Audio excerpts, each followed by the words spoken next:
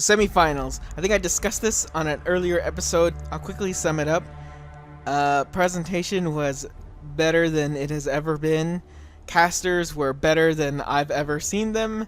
There was the problem with disconnecting during games several times and causing delays. When they got back to it, there wasn't an audience, which I felt the loss, but you could see the construction on the back, and I kind of like that touch. It was nice to see what was going to come when the finals got there. League of Legends Grand Finals game, presentation-wise, was fantastic. I'm going to start with the bad, though, just to get them out of the way. One of them, whose idea was it to make the theme song like 15 seconds and repeat it non-stop during any break?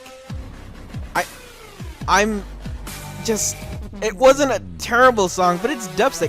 Dubstep's barely even music. You could have just had somebody randomly hitting notes on one of those little beatbop craps, and bam, you would have had a song that changes and was more. I didn't hate the song or anything, but Jesus, 14 seconds or whatever for 30 minutes of waiting, it was burned into my mind after the first few minutes, and it was slowly driving me mad as it went on.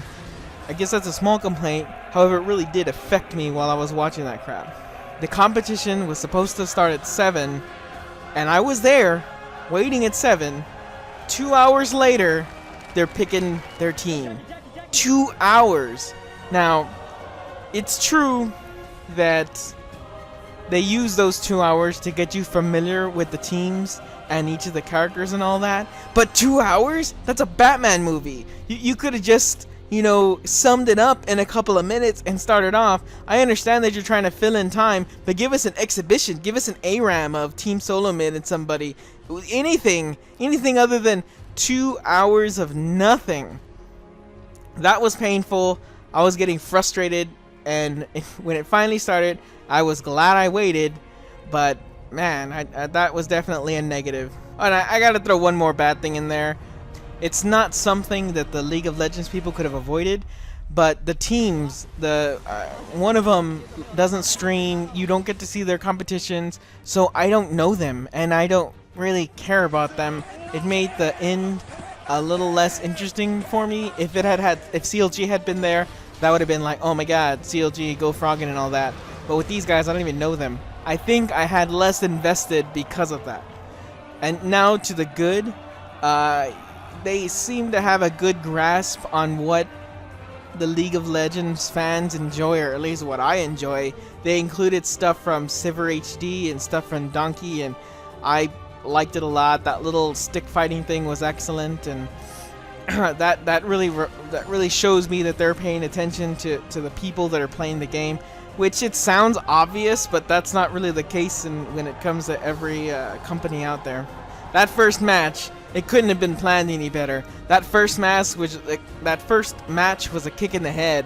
It was like 50-something kills in a 30-minute game. That's a lot of kills. That's like a solo queue where people are tower diving and all that. But just not. There was a penta. I mean, no. There wasn't a pentakill. There was a quadra kill and like multiple triple kills by Karthus. It was a great start to that competition. At the end, the best thing I could say about it is that I am now reinvigorated. I've been swaying on my league.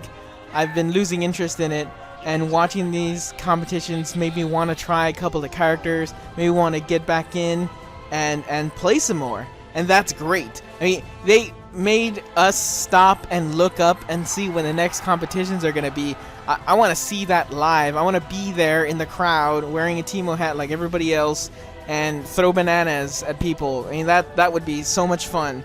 For now, I guess I'll just have to make do and go rage in some solo queues, so you all watch out. Tomorrow's tip day is going to be on warming up, so we'll see you then. Please like and subscribe.